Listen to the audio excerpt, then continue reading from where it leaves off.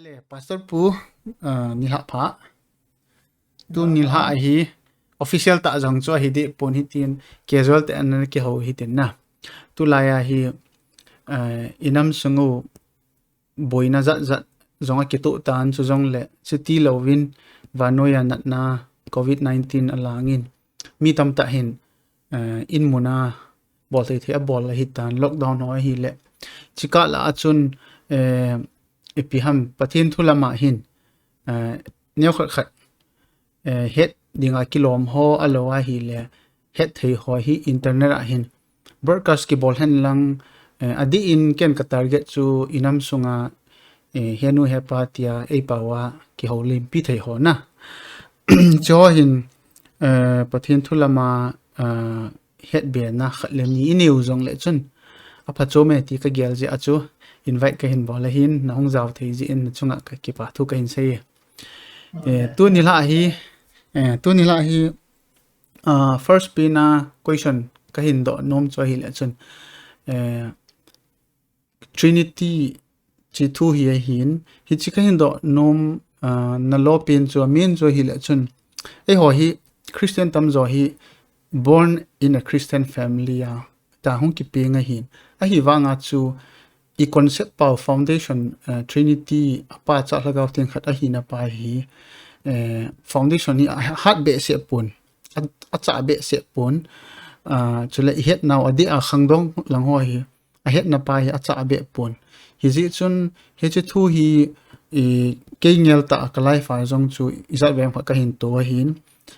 min a sei ting le ki he ji a hi wanga a so ting le hin ki he mil jong ki he mil no ma hin alang khat a chu ken chi thu ho hi ka hin ha za na chu muslim ho alowa hi le hodang dang ho hin question an bol ji hin ke hom pathin khat bo ka nei nang hon pathin tam ta na ho we ti tabang ho an sei theo alowa hi le bible he sa ho midang ho chun hena sa na nang hon pathin thum na ho we ti tabang alo le I bible sung ya lo wa jong pathin khat a hi ti isei the lord your god is one akitin old testament ho yang cha ki sein ahi wanga nang ho in pathin thum langa na ho ve ti tabang ho alo le jesus christian pathin ka hi na hoi lai ham ke ka hi ni ho win atina ti ho tabang ho hi challenges ho jong hi akiza zeb jin hi ji chun chi thu ahin neu kha tu ni la hin ki holim le hen ka dein nangin phat hin line lang trinity thu hi neu khat explain hin bol le chun ti chu ka dei sa hin phat hin ki la ole ki bao ne lo chi thu chu ta bia christian te dinga basic doctrine lo wa le foundational doctrine khat chu hi mi zo sin ni ti dam christian zo se ton het te ngai lại chỉ basic doctrine hi wang hen complicate ta om na jong om ni tam tan he tim pe put christian la christian ho jang khat de cái trinity kiti pathina MITHUM kiti hi ahet theme thei lo ja chu tu anan sia zo se tu mai cái pen chu ila sam nau khana mi dang hon other faith hon ahet jo ba ti lai chu mai ta counter level no mo hi na ai ja che het team het te to ngai jin ai la hichi he pathin thul a thugil ta khada hi ji tun ni hemin ema ilungila mo he jinga ki tai lo hi na jong om ja chani tam tan he ti lo he hi kan sei no mi ale hichi trinity thu hi ji tana tomlam thei pen la tom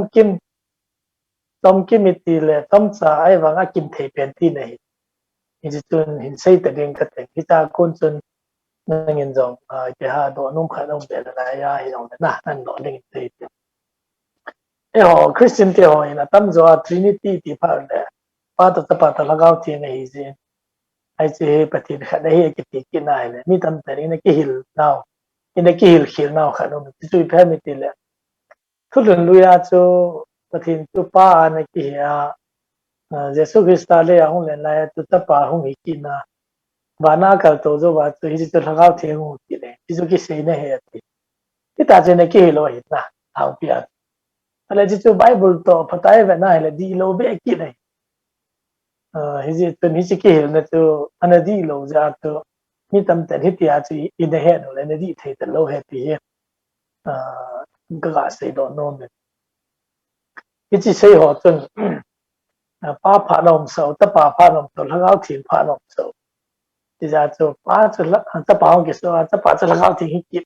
Is the patin khat at the eye let them. I mean more hot than after he have more the young tea. Nay wang to hilloy. And he say he loan hot about but I say do it. As it's a Trinity to tang he Bible kimulo with a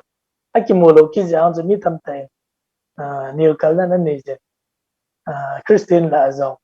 Patina MITHUM Hitia as a nom loan or you. And like it's a head khiel your hin. Adita to Bible to do that she my head and I did. Father Chapa the Lhagao thing he abula pana sim till la pana sim till vanilla sit till sim masala pana and sai. And like Pizato Tulun Wilaya to Patin Patin Hitia. Only one God, only one person, and make a pung hum to a Bible in Petit and seihi is on there. A lang piaga had taken at a bashing up Patin to Humpty Hilne Hizato. It's to a Naki Focase. Abraham's on Patin in a code on to a million tamta Patin tamta to Patin Hatsel meti head dot in and the tum code or Hizato. He should be revealed as one person at that time. Nah, it has a head that. And la ahum to va hile Patin Israel te hokoma ahum tipuna nihon patinan head zaman. This is a progressive revelation of God to continuous ta umay. Ya so tulun ta umrun pa na to full manifestation hum ta na patinay ida. Ya so Trinity and umlam tung ke ro ba di ta na. Tulun lula ya so Trinity ki ti ke phalo. Yi so patin agi phun lo ja na. Patin so ke khat bo ke ta ke phun ja to tulun lula ho so patinan ni tum ki 3% ya ne ke hello ai. Ayin la patin ama ahin ho an se ja Dan tuan pia thêm ga hon man ta pathin chu min aban banan he thana to New Testament khanga to fully manifestation hung ta ju pham til le pakai so ma ta lo mi ma hung pi ta ai ji to til ki dang ta khani ya cho Trinity he au mong e ti he na tu pi ha mi ti a le pakai so baptai ya chana cho very clear na ama chu baptai changa Lhagao thing to ban va khu banga chung'a hung kila ale o khat hung ging chu chi ka chapa dei ta hi ti le 3 na MITHUM ti na cho ja cho to khat le thum hi cho mi boi na khat le thum he tin chu pathin chu khat na hin person thum hi ti to na helai cho ake boi na mi tam ta confusing ai there is only one God. English and definition in simple to a power all in united. Trinity kiti English to hitin Charsi Riley in hitin say there is only one God, but in the unity of Godhead there are 3 eternal and co-equal persons, the same in substance but distinct in subsistence. So a power there is only one God, but in Khatsel me. Lama ho ichi patin Godhead itu patin khada hina ki pun khom na bachun MITHUM tun so na jing equal person ki bang chat thum ven ane yu khada hin akila da nu tum het na ichi chu hina la chi chu hin hil chin lang ipija patin khat ki ti ham mi tia hele patin a hi nei het ngai what makes God to be God na chu pathin chu ipi chu chun pathina hi sa mi ti ai le oi nga kan sei den khana chun God is omnipotent pathin chu hat chu nu ma lo sa hat chu nu ale anina chu God is omniscient ma lo se heso athum na chu le God is omnipresent mun lo sia at the time mun lo sia thri na ti chu pathin ti chang chu omni kitia chen omen alabana to ipihamitelatan God is immutability to unchanging na khiel ngai lo inacho God never change na human being change but God never change angana chen eternal God is eternal eternal to definition means no beginning no ending akipat nom lo na hi chang nga chu pathin ahin na hi chang chun pathin ahin na so hi ai le hi chang nei lo chu pathin ni thei lo adi ta ale hi chang nei chu ko ha mi tia le zo vai sei trinity tio cha nei so kai to pa pathin ni jong hi chang cha nei ta pa pathin ni jong hi chang cha nei lagao thiam pathin jong hi chang cha nei ja to there is only one God hichi pathin hi now substance to khat ni jai hi chang tu apoi nga kan sei nei chu pathin khat ni ja ai wanga hichi nei chu mi thuma hi ja to trinity hung ki ti lo ai na ale pathin khat hi now chu hi na ki bang ta na neu thuma hi now chu person chum chum hi lai chu confusion to ai ti ja chu pa pha no min cha pa pha no min pa chu cha pa hong ki so a cha pa cha la ki so ki to thei ta lo hi ji chun trinitium nan to pathin khat hi ti ta sanai wang hi ti pathin to person thuma hi ti to na ale hi chu old testament na an ki reveal lo wanga to old testament na ki reveal na bible chang ni la thum kha la sei la ama sa pe na Genesis chapter 1 verse 1 abul pe na hi Genesis 1 verse 1 even 9 in the beginning God created heavens and the earth chimtilin pathin na ti na pathin hi chi pathin khu Hebrew pa wa chu original writing such Elohim Elohim hi noun hi it's a noun ending khu plural to lo na na za kha Hebrew pa wa it's a noun ending khu I am to him na Elohim him khu plural noun ta le pathin hi chi a chu pathin chu plural noun na ki jam thei chu lungyal khanum ta la na aba na chen bung kha chang som ne lu na pathin ma chang a kyo chu ei ho na ti ki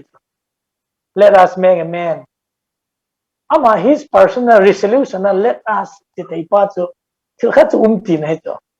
ala mi tam ten hilai kho van ti lo da kyo he ti van ti lo hi pathin he lo cha di ama ho long thil sim la kha nei be na wa ke sei eternal tai lo chu van ti lo ji ja chi la e hon ki la jaw tai lo ale bung gup na jong tun mi he mi e ho bangin ti la ti on ki ta ve ti na man is become like us ale zen Isaiah bung gup da chu ko ham ka sol ding mi ko ham ki ho ding a chi ding ta pathin a sei ti ba na hele tun hi chi pathin ama chang ki sei na hu pru la la za jing khu maybe it's to if you have 3% to a say na yong hinai ti la tao ti om na bible theme mo ni ti and explain ham chu ka ahet pu jong he lai to e ba ne ga ahet thi na da chu kan se ale ba na chun abula pa na he chang tu ni mi thum he ana khom na chu thil se ma yong ana pong khom mo tu ta le thil ki bon zo sha ma ho hi kha ta hi na pong ana khom mo hi ji chun ki khan lo hi to ma they never separated not from the beginning it's ja chu mi kha hi na sorry pathin kha hi ki ti na chu ai hi ji chun hi chi hi pathin khat ki ti na hi to hi na ki pum khat na ho chu chim ti la pa na ki pum khat na tam ta chu min cho si chu sei da yeng hi te ai chu chi chu pi ha education lang academic line ai chi phat na bible ho to pru ba ki pi ai en la chi tu chung ga sei da ala tua iga het thei ding khat in se bela ni tam tan pati trinity het thei na ding hin illustration ti ti ka na sa na se jen ti che va sa na ke se ho to khat na tu ye tu hi a tu to a hu to a sang na thei cho there's H2O ki ti ti da banga cha pathin jong he ta bang to he a ki ti a ti ji ai wanga a tu ye hi pe le chun ai si thei lo to ai se hi pe le we pu li thei lo to trinity ji ti ji ki lo na a pha sha chu pa jong cha pa jong thak jong jing hi sa chu khai vil ai khai vil we pu li ki ti ji di thei lo ti chun tu jong chun illustration na bol wood wang chun a zo pu na ba na tu hi na te ka tu hi a tu chi ma ka ma ho Hitia le chun hi chang thum chu ki gop le tui kisoh ja pathin Trinity kiti ta chun ki to thailo pathin chu the Father is God, Son is God, Holy Spirit is God kiti jing na full is jing so ja chu hi tui la se san ti zo lo adang ki che le nisa dong he ga nisa hi heat au min light au min warm au min ta bang te dong te ki lo ti ja chu cái man Trinity thu cái hình tin cái seihi chu family le lấy xin na hin itabang thil se mi Trinity to akilo han lang hi zong le hi chi chun pathina hi na ta explain theilu na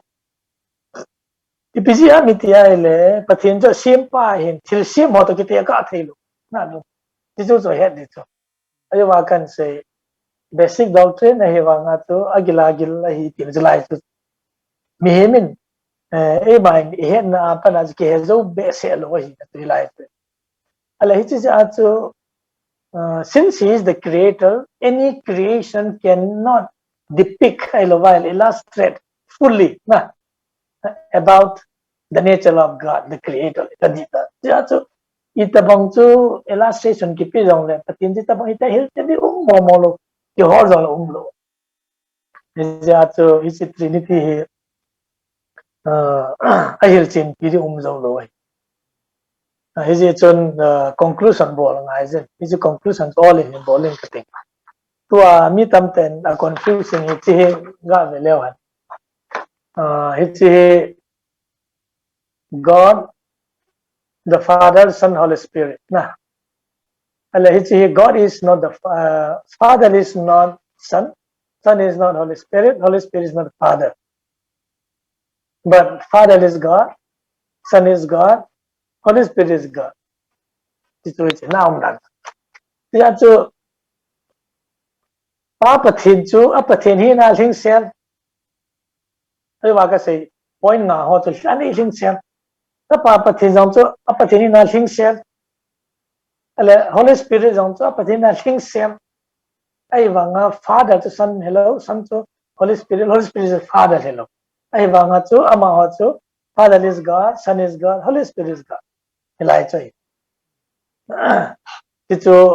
ai hil chin na tai ai la tu in a conclusion di chu sei le it tai ka conclude je it's a Trinity kiti hi pathina hi na ta this is the very nature of God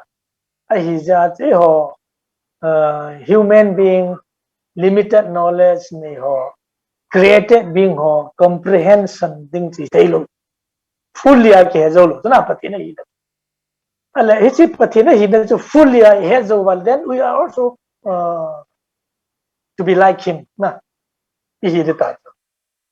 ya chu hi lai mi hi mon explainable zo thei lo ji ta ja hi he is God kati se ke wa mi hi mon he het zo thei di wa hi la that he is simple God hi mai te na ai wa nga chu mi hi het na ke ban pha zo lo ke man pha zo lo ke explain thei zo lo ai hi ja chu pathina hi na ta hi ama wang one day we may know him as he is according to the Bible na ama ko mi hun pha la chen chi ki chi ta het zo mai te simple ta hi chi ka sei pha la kana sei ji khat inu ipa ke ngai lai thu simman ke he zo lo hi chi pathina a tun so na nom a hi na ta zo ya ke he zo da na ka ti ji hi chi ja chu ke he zo la ama wang conclusion tu hi le hi chi hi het zo ho ya hi lo ja chu ta san tho ngai na since our human intellectual cannot comprehend about the nature of God completely,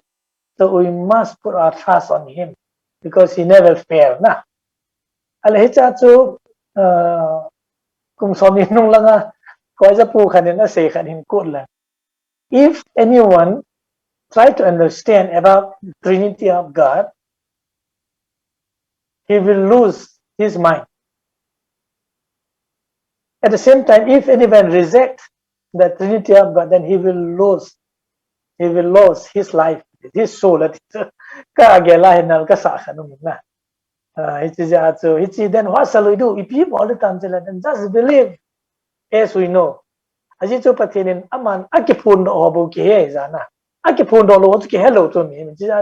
ama na hin phun do sun tu pathin khat se hin hizun pathin hi na nga ta chan jin ala hi chi ngai nei ho chu Father Son Spirit da hi ve ti chu chu i het de an phun do ja chu ki chang chu i het chan tu i ta san ki chai jin a ki chi Trinity kan conclude jai na hi chu Trinity hil chin na hin aban chu ka nga da me lo wa la zo wa na sei jesu in ni ho ve na ti po ya ti na chu ka sei zom da tua na hin sei na la a chu anzo a question ka hin do to chun me kop di khat momin na chi chu hi le chun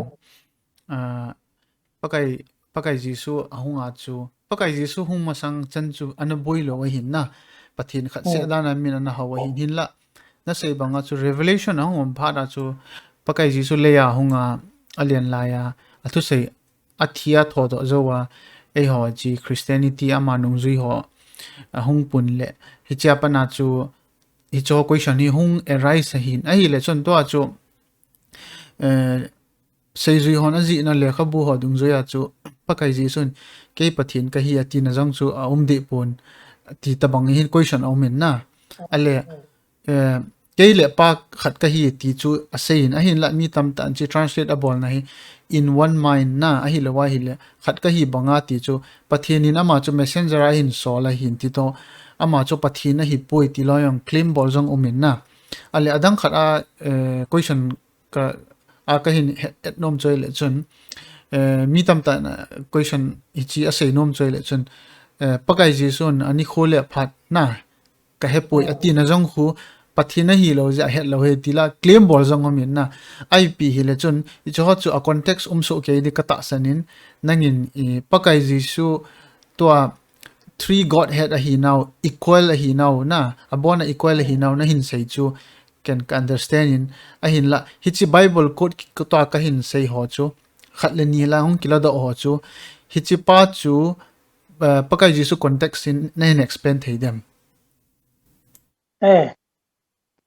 he never say that to worship him na ma khana chu hi chu muslim hon a sin hom ke ji wei ai wa nga chi na hele people worship him na he never demand that people to worship him because he is God. When people realize that they will worship him automatically ai le hi sa nga chu ke le ka pa tha khat ka hi ya sei no ho chun pathi na hi na chu proof tam ta om ji a chu ama chu ka kisei khal khal ngai lu to a chu ga simple ta sei ding ka chu DGP pa chu uniform pu min hong le ke DGP ke hi ni za ben ti ngai lo chu amu lo sin Islam le ki sai se na om da ai ji ta ba ma chu a pathin hi na proof tam ta to min ti ha ahin khuwa ta cha cha chu cái pathin cái ni ho de ve ga ti khal khal ngai ta lo so very simple ahin muslim hon chi ta pan sa ba wa chu ha tu neu cha da ne nu mi mi lin ho chen cái he ka lin ni za bin ti ngai lo mi na za ji ngai ya chi ba na he le my god and my lord ta thomas in to a ho no ho ta le worship a pi ho tam ta cha ki mun na ji ji tun ki pen pa chu big issue be se in ka gel pun ele amana he is not God because he is a messenger of God atiu to pathin chu min amina mu thelo ja to mihim te na het thina dinga pathin chu e ho bonga hong a hi ne ja to messenger la hi na jong chum na chu la kana ai wa nga chu hi chi mana chu pathin sa nga neu zo he ki ti lo ai le God become man na and dwell among us ki ti zo John gospel John mung khan atilin thu min thu chu pathin to min thu chu pathin hin tule hi thu chu ta sa pe hong sin ilawa hong tengin e hon ama kon chun pa lopi na chu ti salini mutawe ti ja chu man become God become human being it is the incarnation it is a to mitam ta chun pathin na hin so la hi ji chuna ma cha pathin sa neu ja ta ni he is the representative of God in human form na diri da ne to ale kolesha lang na le tun ama chu pathin na zo sidim he Jesus Christ na ja chu koi le ama mu chu pathin na muwa ki lang ta se ji te nin zo 不该这句话呢，这不该哎嘞，把这内幕说，就是叫我那个听写的带的，不该是，这把内幕了，听写了带的，还是真阿嘛把过那红个戏嘛那都，阿嘛嘿不听他牛着，第二个是第六诶，一只 Trinity 2嘞，一只好图一什么嘿嘞，咱做嘛 understanding，也听得做没有，多少是都谁听得不听，一直做 messenger 嘞，没给第八在一楼的对。阿爸呢真的，he do not know นะไอ้มันก็ให้ป่วยป้าแต่เลยที่ที่ปะกายสู้ฮีอาจจะว่า Trinity เฮ็ดหาสัจจะไปฮีบังอาตัวอามาฮีนะจังฮีขัดกิตาช่วยเพิ่มเติมเลยฮีนั่นนี่ยังไงตัว divine nature and human nature he has the 100% divine nature and 100% human nature الأدي لو كده since he has 100% so it has to be 200% كتير so هدي كله تو 100% God 100% man equal to 100% itu itu akhirnya the two nature were blended together in one person tu lai ta jo Trinity head ha bang head ha na ala hi cha cho mai 100% le ke bang 100% ni ma hi za to sometimes he say I do not know sometimes he say I am hungry sometimes we see that he is angry it's a human in it za cho exercise ball dung ju ya cho kilang za ti I do not know ati mana cho wa omniscience ki ti to diminish ki body lo in his human nature he doesn't know ti ri dan zom na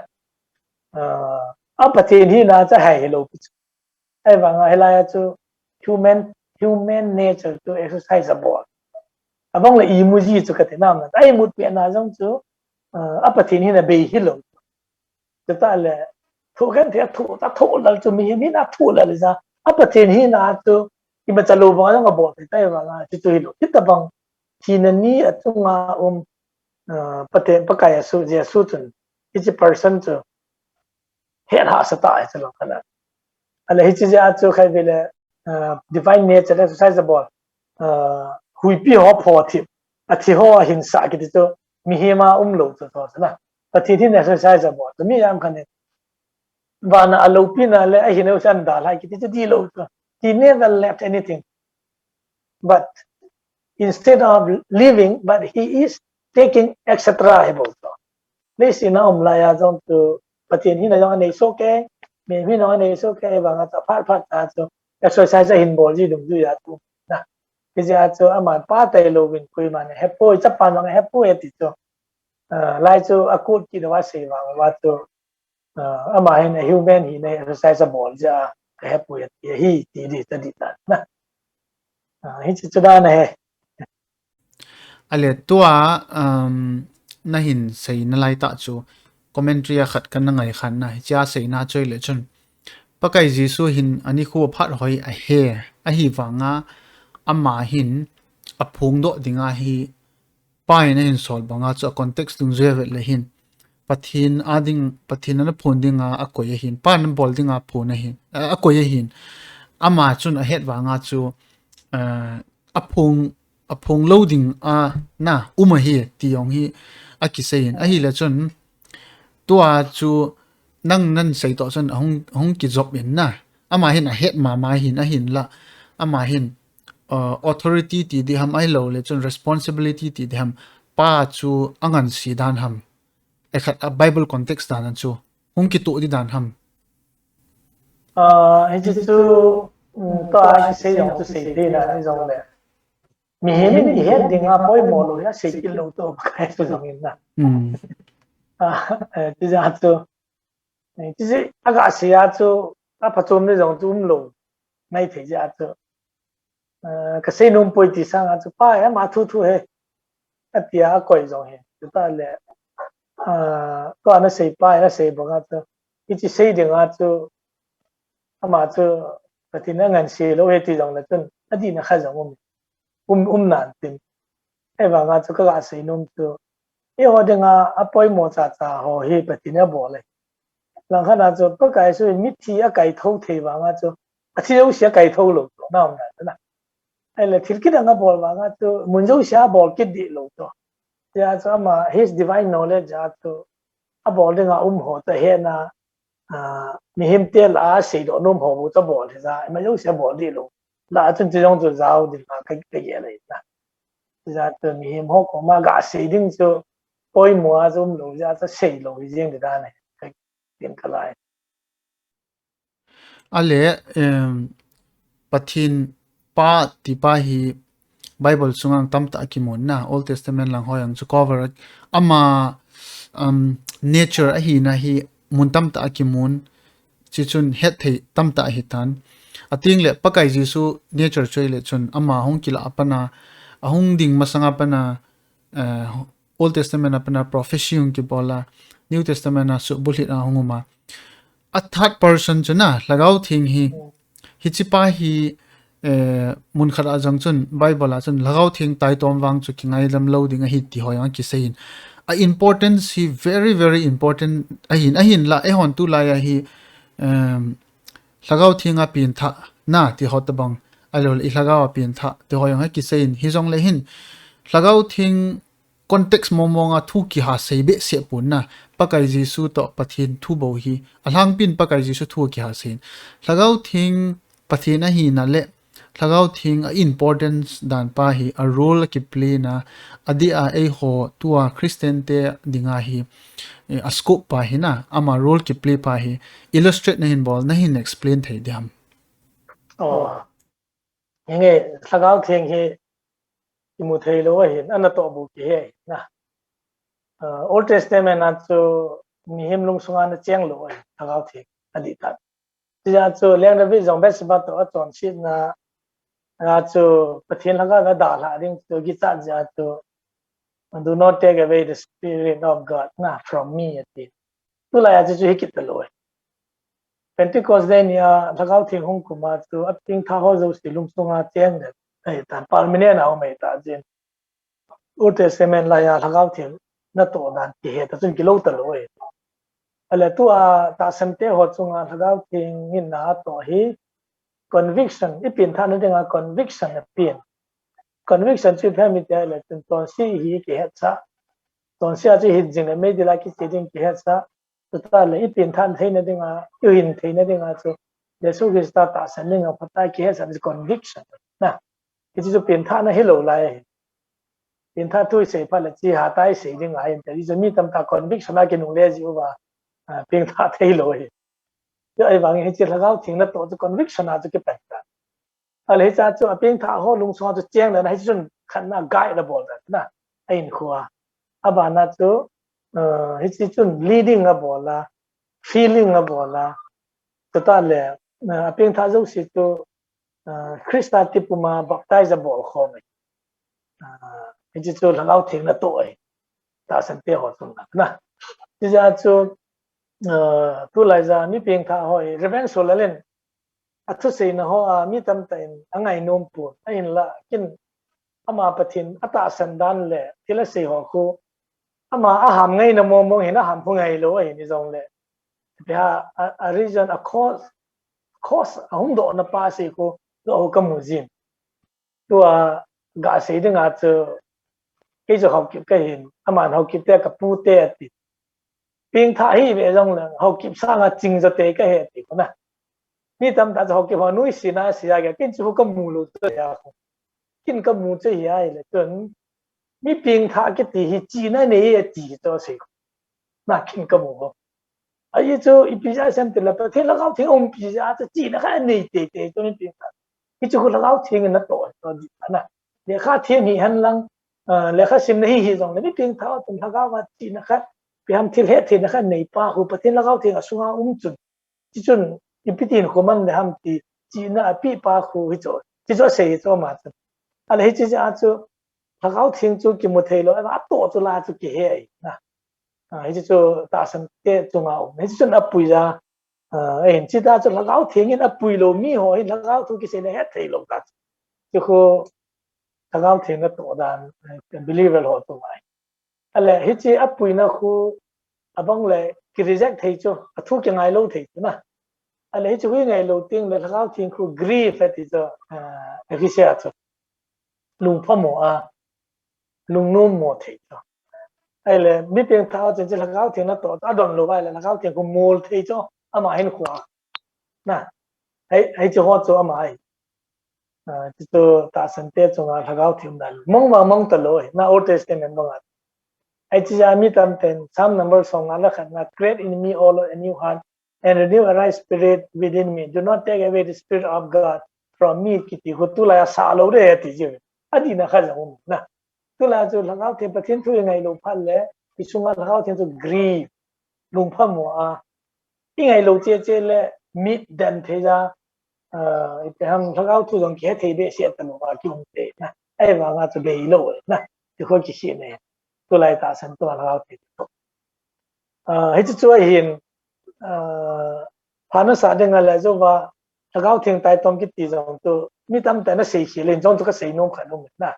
azo lang le sei ne phan na ka sei the ale tua chu Pentecost nia chu Lhagao thing ata san te zo si chunga hung chu hi na chi chu ei ho ei da hla ta lo hin ale chun Lhagao pathin Lhagao kiti akiza na chu mundanga jong Genesis langa jong chun pathin Lhagao na abula chu ivet le chun pathin Lhagao thu yong akisein chuting le pakai jisu khanglaya aman adal ha zo ayang chu ei ho hi umpi dinga in sol ding hi ti ho yang ana umki rin hiti ivet le chun hi chi Lhagao pathin Lhagao kiti ho alo le Lhagao thing kiti ho hi abona ki bangham ahi lo le hin to apa acha Lhagao thing iti na wa a third person Godhead khu achombe a function dan ham to chimdila pathin Lhagao thing to na lam ne ki pathin Lhagao che Lhagao to hi na achu ma hi de to third person to hi jing Yesu Christian jong leisina da la nga te ju te ko ma na te pa ko na te lamon sa kain sole ti ang ki Lhagao thing pe thakhat khane tum jong hi de ta chak ki chi tai na abula three Godhead la athum na pa chu na Lhagao thing chu hi chi pa mo okay to cho amar main role chu tua hi ei ho umpi hi pakai su khangzo na okay ama pi i ra jo pa le cha pa yang jo lo hi de lo na na ma ho an to dan to e ho ga he the de nga chu ta jo ga ki khan ja thu ja jong le they all work together na ale to anzowa isei la lo han pen pa chu Lhagao thing tai tom ki ngai dam lo ding a hi ti pen pa chu na ipi context sa ki se ya hi lawa hi le hin ipi dinga hi chi hi ki sei dan ham kati dan chu masanga chu mi ho hin Lhagao thing hi blasphemy a bol jiu ham ipi ji a chu hi chi kam changa chu choi anaki ji dan ham apa e chu ipi ha mi tam ta in her hi lo le isei jong le ki seihi la ki confusion kha ke jong Bible ka sim ma sang te da Bible college training ka chi ma sang tu mi tam ta na se wa na ki lung do ngai tua mi alim pol ho Lhagao wa chan tai tom ho khu Lhagao thing tai tom he ni ti pi le isei singam ta lo na da ba ai chala ai chan thei lo ja chala ki num thei lo ya chu pathin thu i het chin lo wai le ui e so mo ki panga ha sa ke sa in het tim pha le ta no dan dan tu na ren so la lin da ha no da na ti ta ba me chom da ja tu ji jong he ti mai hi chu ko context ve ngai je Matthew bung som le ni na he cho di ta chna chang som thum la kha la som thum le ni he lai cha hin ale hi chi an sei do ma sanga khu pi so mi de le pa kai so in Lhagao bu bob khana no do hi to na no do le Pharisai ho mi dang ho in chi hin kila leng pa ber jabu me na no do e bo cho ati le ja chu pa kai so in an sei do pathin tai tom lang ki ngai dam din ta pa tai tom ki ngai dam de ma Lhagao thing tai tom ki ngai dam lo de hi chi wa blaspheming of the Holy Spirit kiti khu English ai sia ascribing the work of Holy Spirit as the work of demon na chi chu chu pathin lagao thing na to chu Satan ai lo ai le van til ki lo ho na to da na asayu na ala upa khu chu blasphemy ai ti za chu pakai su in Jesus day ai chaman ai chi chu pathin lagao thing lagao hi na kun le hi chi power la kun na ta no do ai za hi chi aba na bol pen chu thilate leng pa asei ji wa cha se ale hi chu mi tam ten tu lai za pathin lagao thing na to na le kurset kem ke bola pathin lagao bin nan to ai chi result ho yang ko gai nam ta lo de he ti ki de to di lo ai lo asu be o bol ta di ta ti pjem ti le to bible chang i se na cha ban chi sim be a hi le asei na ichi lagao thing tai tom ju kingai dam lo ding hi in this age even the age to come na tu phan le ahung lu ning pha na ale cha cha thil khan ta cho he ale hi chi cha cho he theding ji pramit ya le hi ti ye pakai so in thil ki dang tam ta bol ho to si patin lagao thing ta na hi cha di ta ale hi chi ho zo si to mi hon ama sunlight ta amit ta amuwa pakai so ama physical presence a thilbol kha ta demo to ki sei ne na lu na dita ale ichiza chu tu khangin ati lai chu ale the age to come ati to kum sang le ga ma hung kiting ta le ama in le sina rule abol lai yong tu mi jang khanin ama na to thilbol ta dem kit ki chot ki ngai dam lo de ale tu is saying to this will be effective only his physical presence so di ta na ale tu ma physically present lo ya applicable lo tu lifestyle di ta ai chu tu la ya mi khai ve pathin tu ki sei ta khao thena to na ma result bolo ja ki phale pin tha ki tla na aku te ale ki ngai dam lo de ki ta chun ki shi ta to ai ti ja chu ti lo chu ai hiding ding a chu hi sa ngai is a lagao thing tai tom ki ti resist and ki say le nobody can commit this sin in this time na in this age because Jesus is never present physically in our midst na chu hi ne ama physical ta lai ta thil bol tu sei ma ho lagao thing ta na patin lagao thing ta na bol ho tu chicken ta na bol da na dem ho tu ingai ram lo de ti ja chu ama physical ta present na hi lo tu lai ta chu tu lai chi applicable lo na ti ti chu di dan chu hethem the na de nga ong chi sel tan na chi chu tunia I think tunia question is that hamwang chu kyong prepare ka boldi pon talung gela hungum zo se trinity to pa cha lagao thinga ka hin gel pha zo se e ho e phat chom pi du ham tia ka gel ho chu ka hin la khoma hin ki pa min hi chan hin tunin nga phat hitin jinglam le idam hana hi le abana na zom hitin abana hi neo khat wang chu ka hin prepare de hin epi question ka hin do de ham jong chu hin veng ka ting topic to ki to in na adi khang tha hoding lang ho hi ka hin vet de hin common question ho ka hin vet de hin sele online na tu la ya Facebook la WhatsApp la pathin thu ki sei na la mi ki hanil na ho khu cho khu ke ka sei no ma hin azi chu katlani in ahet khiel ji ana mi tamta